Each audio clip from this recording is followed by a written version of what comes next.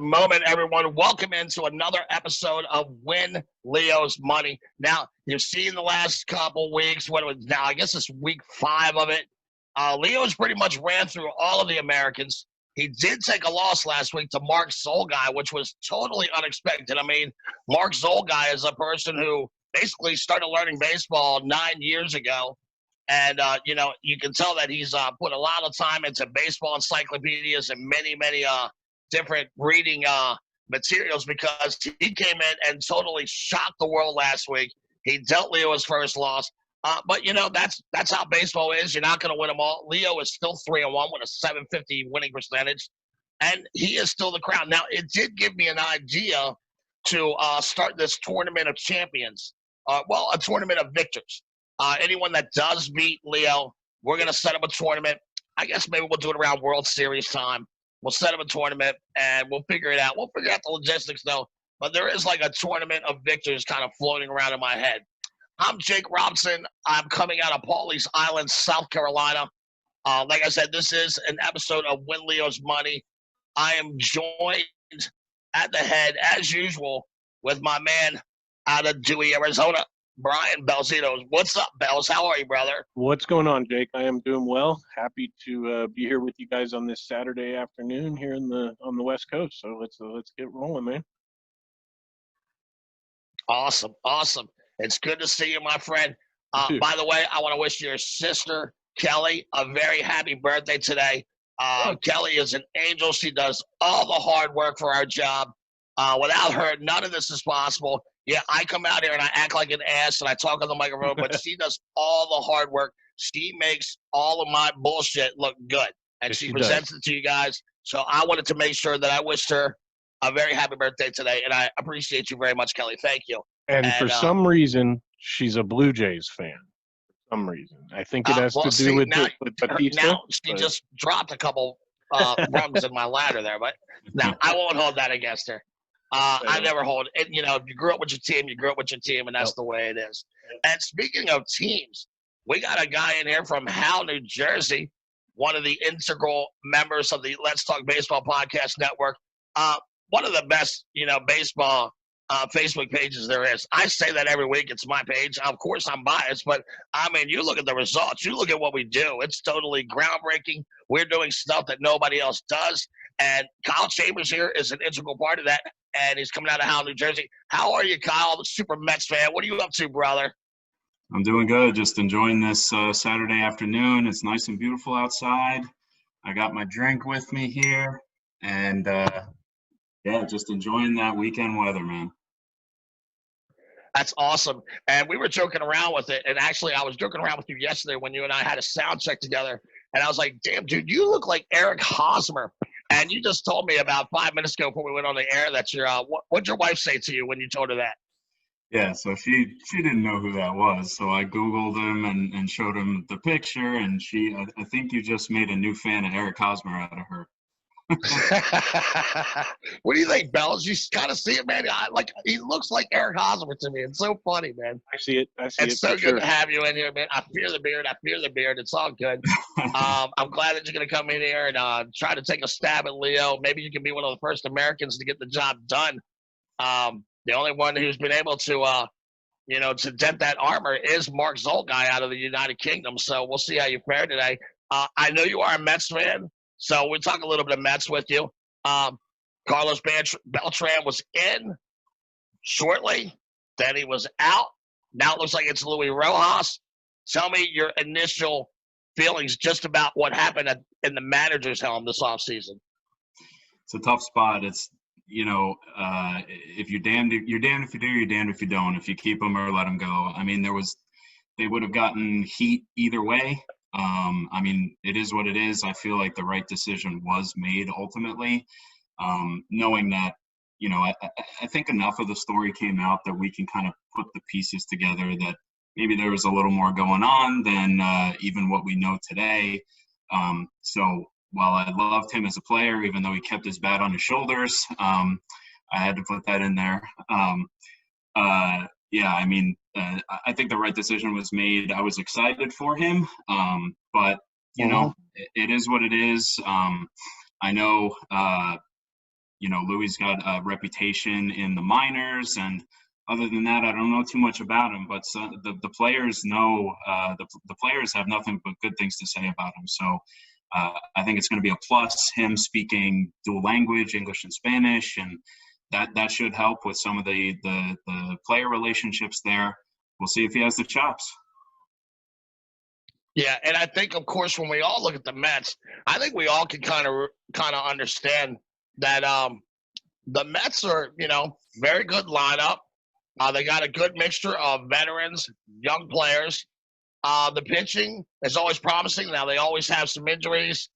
You have the best pitcher on the planet, Jacob deGrom. The only thing that he can't do, really, is generate run support. Yeah. But the biggest deficiency with your team, and it spurred its ugly head certainly last year, is that bullpen. And tell me what you think about the bullpen this year. I wasn't too happy about the Familia re-signing. In 2015 he was electric. Aside for giving up that game-tying home run in the first game of the World Series there, but I wasn't too happy about that. But I am promised, I have some good vibes about Brad Brock coming back. I think that he's going to be a low-key good signing there, depending on how it fills out with the rotation. If it's going to be up, kind of trade one of those guys off there, I guess. I'm feeling a little better this season, but proof is in the pudding, man. I got to see it. I got to see it in place. Yeah, I think I totally agree with you and everything you say. I think Brock is a very good middle of the game kind of pitcher out of the pen. He used to be a back end of the guy in Baltimore back in the day, but I think he's found a role inside that seventh, early eighth inning kind of spot there with the Mets. I think that is a good little piece right there. Now, Betances comes on, signs on with the team. You still have Edwin Diaz, and I'm going to be honest with you, man. I don't know what happened to Edwin Diaz last year. That was like a self-implosion if I ever saw one on the mound.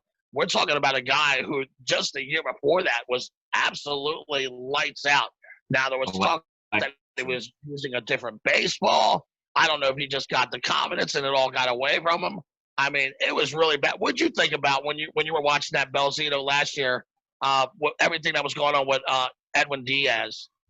Yeah, it was interesting. I mean, Right. yeah, I didn't catch a whole lot of it, but what I did see is interesting. On the West Coast out here, you don't get a whole lot of coverage of them. We get the friggin' Diamondbacks out here in Arizona. Right. I do have a question for Kyle though, just real quick, and then you can roll back to the Diaz subject matter. I'm a list guy, always have been. Love lists and stuff like that, nostalgia. Hook us up with your favorite 3 Mets since you've been a fan. I think you said you were born in the mid '80s, so we're talking '90s and 2000s. Who are your 3 guys and why? So I'm still looking to watch my team win the World Series. I came in the year after, so I've got that itch. So when I really started to actually pay attention to baseball and start to pick out favorite players, it's got to be Piazza. Integral part of the lineup. Did a lot for the city. That was probably my first favorite player was Piazza. And then next step there, it's got to be David Wright. Again, face of the franchise type deal. I feel like injuries really kind of cut his career short. Yep. He was primed to be something special, and just a shame what happened to him, and tough to see a guy go out that way. And I'll take it current day. I got to go with the polar bear, Pete Alonso. I actually saw him play a couple times in Double-A. I used to live near where the Trenton Thunder play, and the Rumble Ponies came through a couple times and got to see Pete Alonso and Jeff McNeil and all those guys coming up. And just even then seeing Pete, I was like, all right, this guy's going to be something special. And seeing him get that rookie home run record last year was something else. In a lost season, it was nice to see something like that to root for, to keep me going, you know. Right on. Right on. Did you go to a lot of games at Shea? So not really, and I'll tell you why. So when I grew up right outside of the Bronx. So I should be a Yankees fan, right? My dad is a big Yankees fan, and I went to a bunch of Yankee games with him when I was younger, and I probably went to Shea maybe, I don't know, a handful of times. I don't know if you could That's tell so here, funny. but I got the Shea catcher on my cap here from the outside of the stadium. So yeah, I think it just became more like a rivalry thing. Like my dad had his team, I had my Right. squad, and just like friendly rivalry. I don't know. Have you and Jorge Huertas ever communicated that much inside the Let's Talk Baseball podcast room? Because he's a So, Mets fan that lives in the Bronx. yeah, I know. He currently lives in the Bronx. I'm like, how does that happen? But anyway, I think going back to your team here, I think you got your bullpen situation. You're trying to shake it out here. I think Diaz. Who do you think is gonna get that closer role when it's all said and done? You think it's Diaz or you think it's Betances? I think it's got to be Diaz to see what he can do. We got to see if he still has it. I mean, I was hyped when that trade happened, and I know we lost Kalenic, and he looks like he's going to be a great player. And like when you see that and you see the return that we got, it sucks. But you were just saying all the. I mean, you also have to understand that you're also moving Jay Bruce's contract, and you're bringing on Cano's contract. And while Cano, I think, had like an extra 2 years on his contract than what Jay Bruce had, you're still, even though Cano was on the downslope of his career, you still have more value in Cano than you would have in Jay Bruce on that baseball team. Oh yeah. Maybe you move Cano to like designated hitter this year, probably, right? You move McNeil to second base. And put Cano in your DH slot, right? That's a whole nother topic, DH in the NL, right? Yeah, and I think that the Mets are probably one of these teams that they got some pretty good depth there. They could make Alonso your DH. Now the Mets we know are horrible defensively. I mean, the only team that's worse than them defensively is the Orioles. I mean, in all of baseball. So we know they're horrible defensively. Dominic Smith is, as much as I love Pete Alonso and man with a bat in his hand, he's amazing. But Dominic Smith is a much better fielding first baseman than him. Maybe you play Dominic, you move Alonso to a DH every once in a while. I'm not too crazy about having 24-year-old full-time DHs. I think he's a much better player than that. But I think now this gives you a little bit of flexibility. Cespedes is coming back in left field. Maybe you have him DH a few times. So I think DH will work actually very well for your club. What do you think? Yeah, I was waiting to hear you say Cespedes because everyone forgets about Cespedes, right. And it's we'll see how he comes back from the ridiculously stupid injury that he gave to himself. But I was a huge Cespedes fan when he came to us, and if he didn't come to us in 2015, we wouldn't have been in that World Series. Right. So huge. You just gotta He is, and the only thing with him is, he's kind of held together with like duct tape and rubber bands. Exactly. You know what I mean? He's fragile. But that would give you an outfield of say Conforto, Nimmo, Cespedes. I mean, now you can move J.D. Davis into a DH slot, or maybe move him to third base. I think the Mets have serious flexibility. Well, it's great to sit here and talk some Mets with somebody. Anytime you like to come back and talk Mets, we're always open. We're always open to do that. But we are here for a reason, and that is to try to win Leo's money. How you feeling today? You feeling confident? I tried to brush up on some trivia here. I'm not going to lie, do a little homework, but we'll see. You did a little training. Very good, very good. Before we move on, though, you did mention Waka. Yeah. And I think Waka, and you also you got Porcello, right? Porcello, right? Porcello, yeah. So he's 4 years removed from winning a Cy Young Award. Mm-hmm.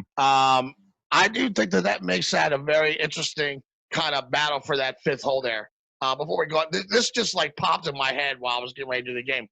How do you think those two guys are going to shake out? Yeah, I mean, I wasn't, too excited about the Porcello signing. I mean, I thought it was fine, especially knowing that we were going to get rid of Wheeler. So we had to have someone to replace him, and I think he's a fine replacement. I think the Waka signing is much more interesting. It gives more flexibility to a long reliever, plug him into the starting lineup if there is an injury, which we have a history of. Yes. I was much more intrigued with that signing than Porcello, but, I'll give Porcello a fair shake. I mean, maybe he comes back into it. We'll see how it goes. I mean, if anything, it gives you a little bit of organizational depth on the major league level, and you'll probably have expanded rosters once we do come back. So, yeah, I think actually those two veteran arms will probably come into play at some point for you guys should this season start. Okay, let's get on to Win Leo's money. You said you did a little training. You would did you play like some Rocky music in the background while you were training? Like that's what I want to know. Like I should have. How serious was the training regimen here? I should have. Put up my punching bag and Rocky music in my garage. Yeah. All right, you know the rules of the game. It's 9 questions. My trusted associate Brian Belzito, he's going to keep the time for us. There is no time limit. You just keep going. You keep answering. You can pass. You can go back, and then you can tell me when to stop the clock, and we stop the clock. If both of you are tied in the same amount of right answers, then it comes down to time. Okay? I'm ready. So, Mr. Kyle Chambers, are you ready to win Leo's money? Let's go. All right. Let's lock you in here. Brian, don't start the clock until I complete the first question, please. You got it. Kyle Chambers. Who was the last player listed as a first baseman to be drafted number 1 overall?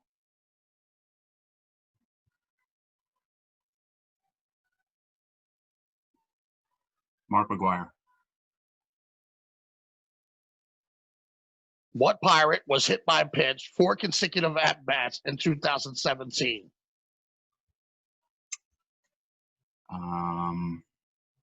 Francisco Cervelli. How old was Joe Nuxhall when he pitched in his first Major League Baseball game?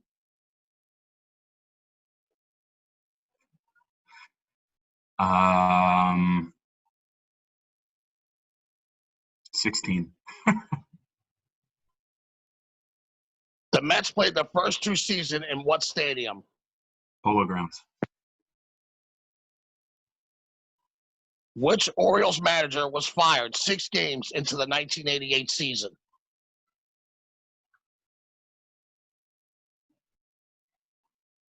Pass.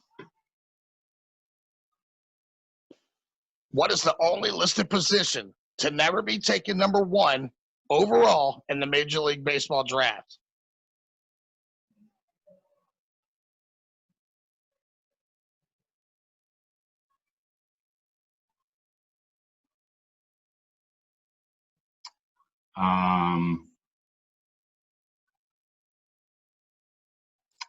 I don't know if it gets this specific, but I'll say closer. Who was the leader among active pitchers for career stolen bases? Can you repeat that one?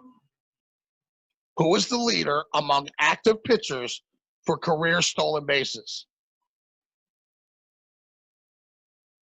Zach Greinke. Who was the last southpaw pitcher taken number 1 overall in the draft?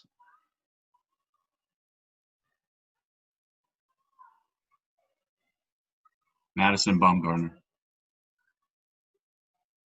Question number 9. Who was the winningest left-handed pitcher among active players?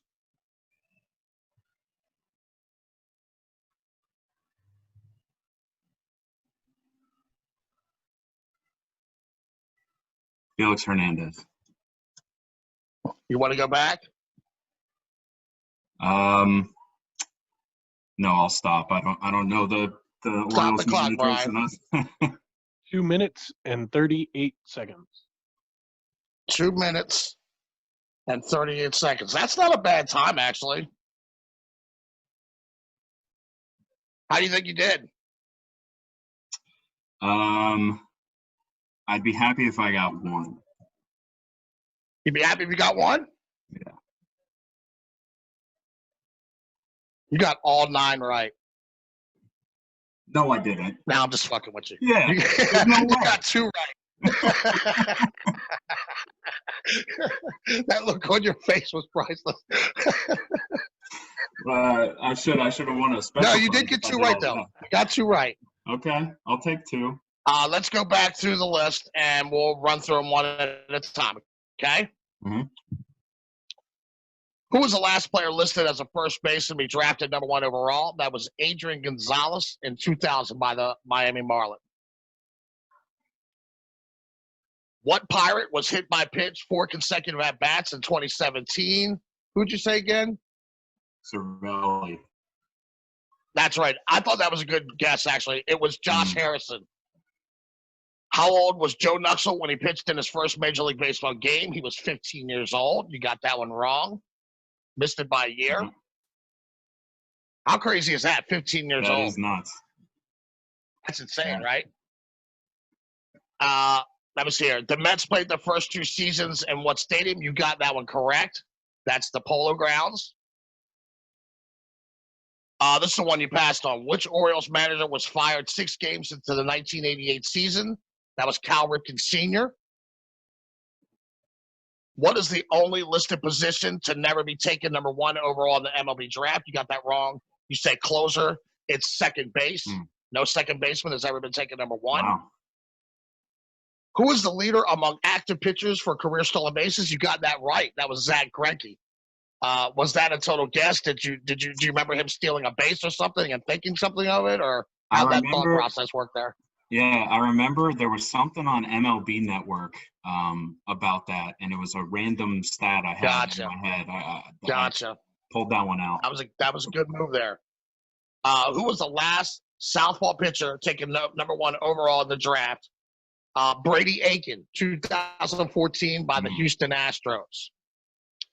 And the last question, who was the winningest left-handed pitcher among active players?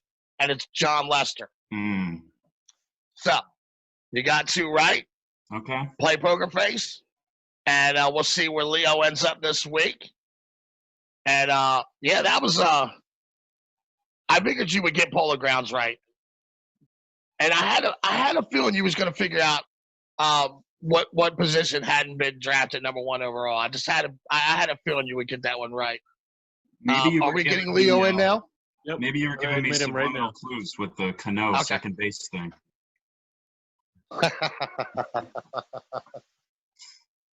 How do you feel about the Mets draft? I got to read up on it more, honestly. I need to know. I need to read up on the That's a good answer. That's the right answer, actually. That's the answer. Hey, Leo, how are you, buddy? Mr. Leo, can you hear me? Yeah, I can hear you. How are you, my friend, down there in Melbourne, Australia? Oh, good. Sunny morning here.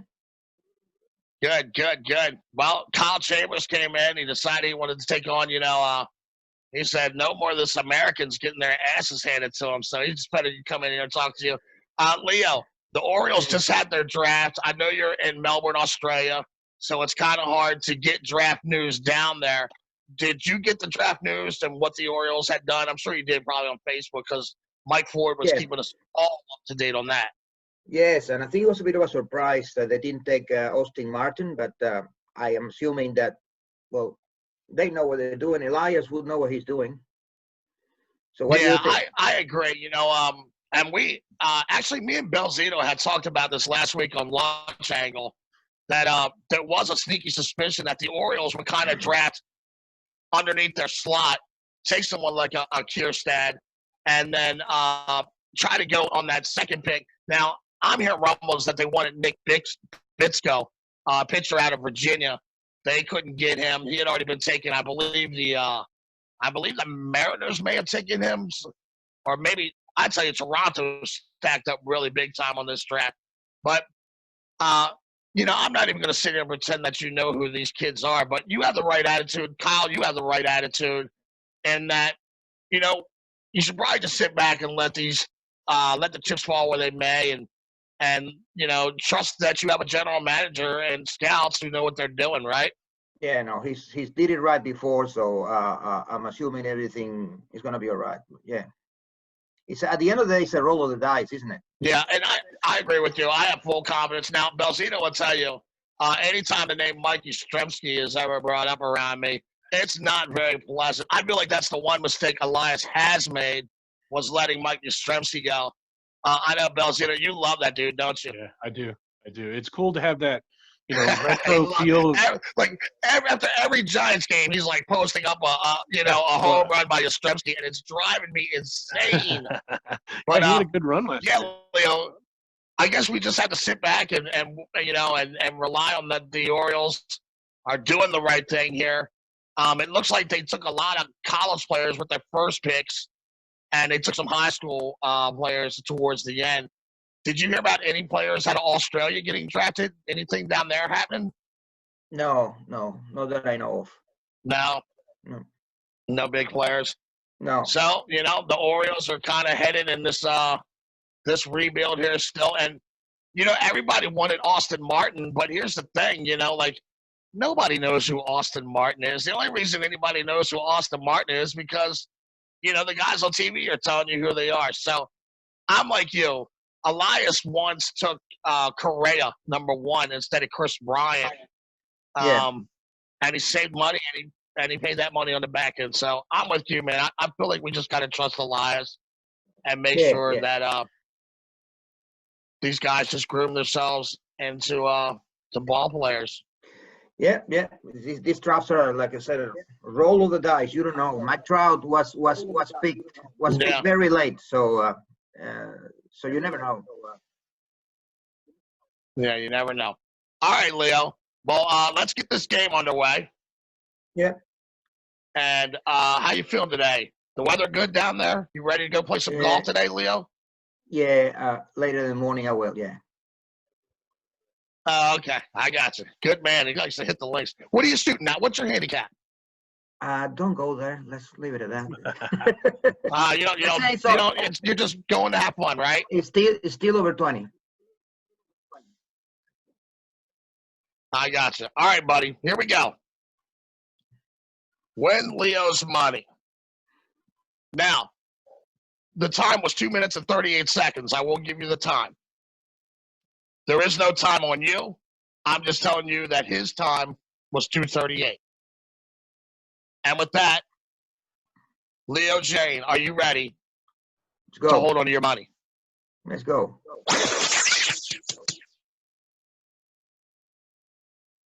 Who was the last player listed as a first baseman to be drafted #1 overall? Pass. What Pirate was hit by a pitch 4 consecutive at-bats in 2017? Oh.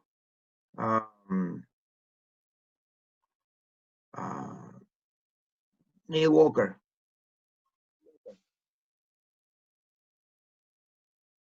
How old was Joe Nuxhall when he pitched in his first Major League Baseball game? 15. The Mets played their first 2 seasons in what stadium? Yankee Stadium.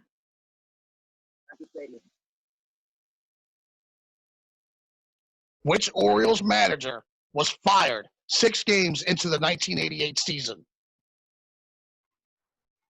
6 games. Yes, fired after 6 games into the 1988 season. Phil Regan. Or hang on a second. Cal Ripken Sr.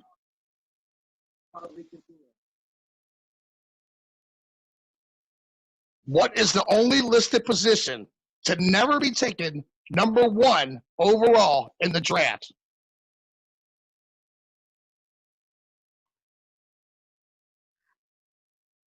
It's an interesting one. Second base. Who was the leader among active pitchers for career stolen bases? You gotta be kidding me. Uh, Madison Bumgarner.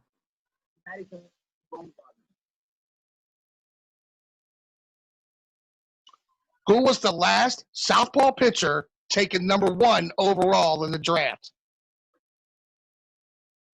Can you repeat that? Who was the last southpaw pitcher to be taken #1 overall in the MLB draft? Okay. I don't know much about drafts, but let me guess. Chris Sale. Okay.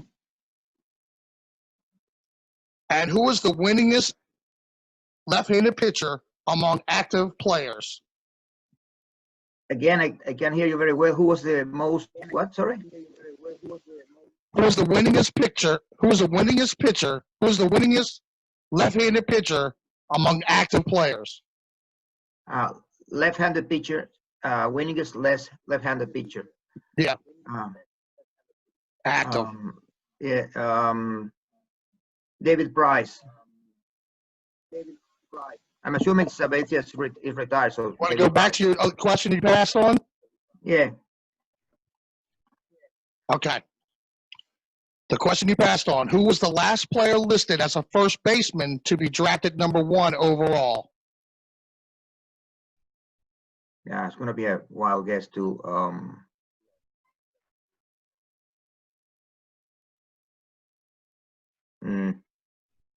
Nah, I wouldn't have a clue. Okay, stop the clock. 3 minutes and 33 seconds. And Jake, just a word of warning. 3 minutes, 33 seconds. We got 4 minutes left in the show as well. We have 4 minutes left? Yep. Okay. Leo, how do you think you did, brother? I think I got 3 or something. You did. You got 3 right. And you beat them 3-2. Tough game. Tough game. Must have been some tough questions this week. Oh, Jesus. These were tough. These were tough. Draft questions. You gotta be kidding me. Right. Yeah, I gotcha. All right, here we go. Let's do it real quick. Who was the last player listed? We should have guessed, Kyle. We should have guessed. We should have guessed that we're going to be draft questions. Yeah, I know, right? Here's the answers for you real quick, Leo, and then we got to end it. Who was the last player listed as a first baseman to be drafted #1 overall? That was Adrian Gonzalez. That was hit by a pitch 4 consecutive at-bats in 2017. You got that wrong. That was Josh Harrison. How old was Joe Nuxel when he pitched in his first MLB game? You got that right. It was 15 years old. The Mets played their first 2 seasons in what stadium? You got that wrong. It was Polo Grounds. Which Orioles manager was fired 6 games into the 1988 season? You had it wrong originally when you said Phil Regan, but you said Cal Ripken Sr., and you got that right. That gave you the win. What is the only list of positions to never be taken #1 overall in the draft? You were right. It's second base. No second baseman has ever gone #1 in the draft. Who was the leader among active pitchers for career stolen bases? Kyle got that right. You got that wrong. That was Zach Greinke. He has 9. Who was the last southpaw pitcher taken #1 overall in the draft?